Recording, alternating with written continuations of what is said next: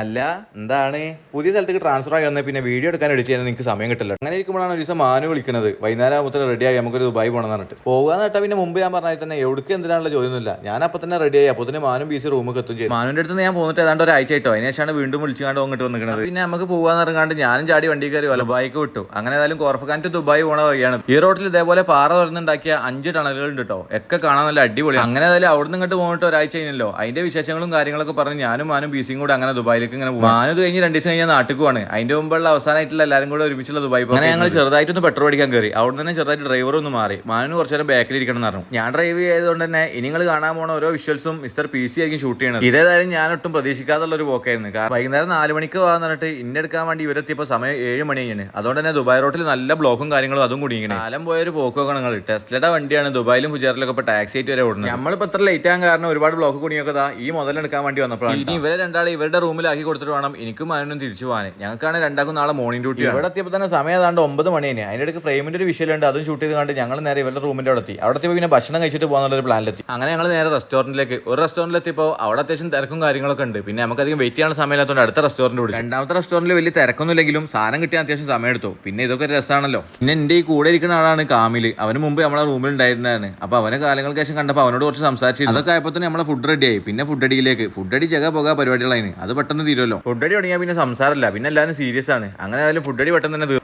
ഇവന്റെ കൈ കൊണ്ട് ക്യാമറ ഒന്നിച്ചിട്ട് കഴിഞ്ഞാൽ നമുക്ക് ഏത് ആംഗിൾ വേണമെങ്കിൽ ഷൂട്ട് ചെയ്യാം. അങ്ങനെ അവനൊക്കെ തന്നെ ക്യാമറ കൊടുത്തു. അവിടെ ചെന്നപ്പോൾ കാമിന്റെ റൂമിൽ നിന്ന് അവൻ്റെ ഒരു ഫ്രണ്ടിനെ വിളിച്ച് താഴേക്ക് വരാൻ പറഞ്ഞു. കാരണം ഇവന്റെ ബട്ടിയും കിടക്കിയും സാധനങ്ങളൊക്കെ ഒരുപാട് നമ്മുടെ വണ്ടിയിലുണ്ടായിരുന്നു. അതൊക്കെ കഴിഞ്ഞ് ഞാനും മാനും തിരിച്ച് ഇവിടെ എത്തി. അങ്ങനെ മാനിനെ ഇവിടെ ഇറക്കി കണ്ട് അവൻ തിരിച്ച് പുജാരക്ക് തന്നെ പോവാണ്. അപ്പോൾ അതൊക്കെ തന്നെ ഉള്ളത് നേരം വേണ്ടേ.